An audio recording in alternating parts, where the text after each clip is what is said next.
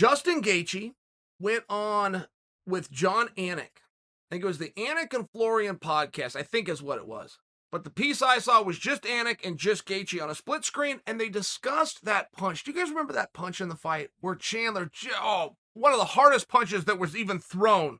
I don't just mean in that fight. One of the hardest punches that was thrown and landed the entire night. And Justin Gaethje just ate it. But you guys remember that moment? Because I had forgot it.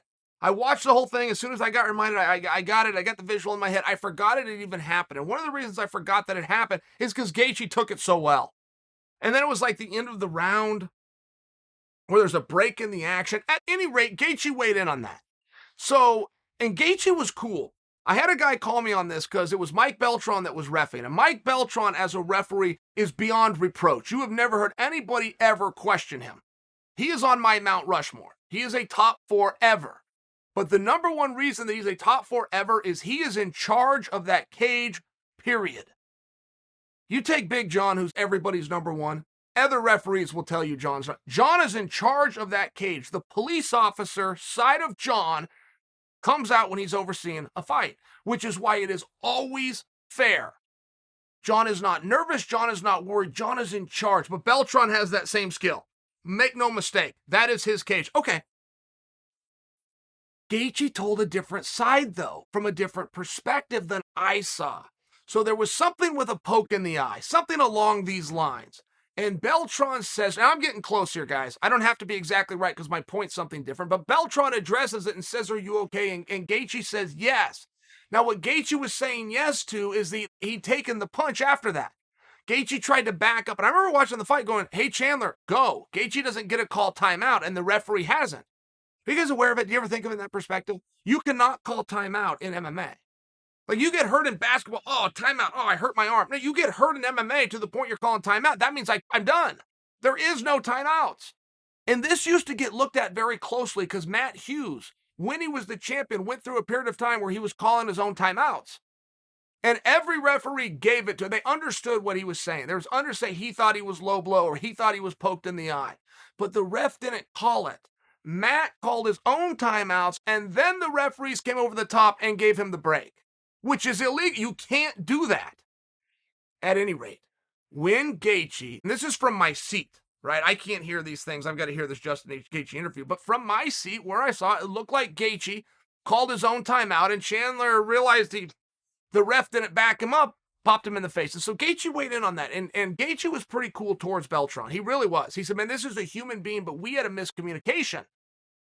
I was poked in the eye and I was hit in the face. The referee said to me, are you okay? I assumed he meant from the punch to the face. I said yes, but I was still dealing with my eye that was poked.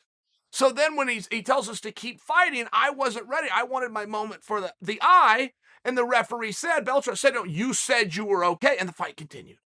Now, I'm bringing this to you guys because that is an added piece of drama that did play out in front of us. But if you weren't close enough to see and or hear any of these things, it was very helpful to get Justin Gaethje's side of it. It really was. A lot riding on that fight. And a lot of intricacies within those moments where the referee's got to be between you in case a punch comes. But after seeing it myself and hearing Justin's account, which I appreciated and I do trust, I do accept, I do not question what Gaethje said as false or misremembering. It comes back to protect yourself at all times. And that's the only lesson I want you guys to get from this. Don't ever forget that. You got to do one thing, which is to protect yourself at all times. You don't even have to follow the rules. In all fairness, you don't. You can break the rules. There will be penalties built in. You could do stuff after the bell. There will be penalties. There'll be ways that's handled. The one thing that you have to do, you got to protect yourself at all times. And a lot of people don't know where that came from, and I just want to remind you. It was in Seoul, Korea in 1988, the Olympic Games. But when the Olympics does boxing, it's a tournament. I believe it's 5 weight classes. We'll call it that for my story. 5 weight classes, but they're all a tournament. So to run that thing through in a 4-day period, you have 3 rings. 3 boxing rings are set up side by side by side. That's something you don't see as the viewer. If you're at home and you're watching the Olympics and you're watching boxing, you think it's just 1 ring, but it's not. That's the way it's filmed. There's 3 set up, like a wrestling tournament, where there's a mat and there's a mat and there's a mat. So they run these all at the same time.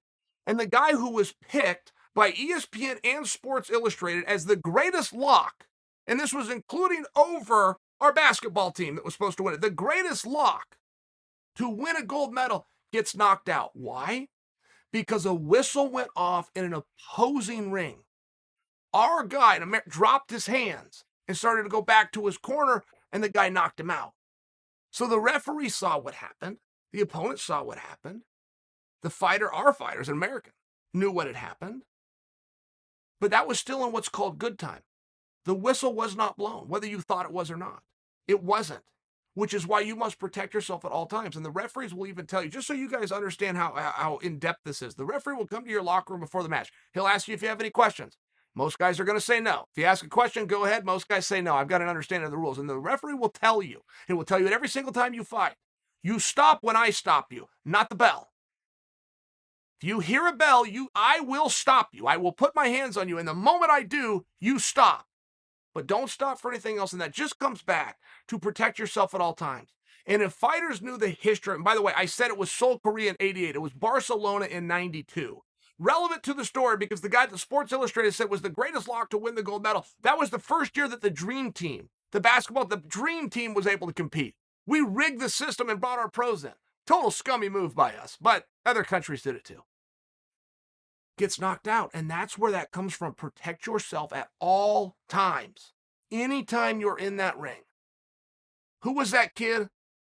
I can't think of him. I'm looking at him in my head. I can't think, but he fought Floyd Mayweather. Victor Ortiz. And he put his hands down, and Floyd knocked him out.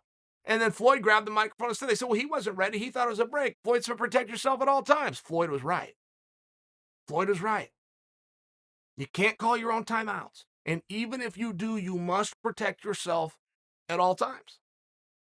I accept the story the way Gaethje told it, but Gaethje needs to accept what I'm saying back.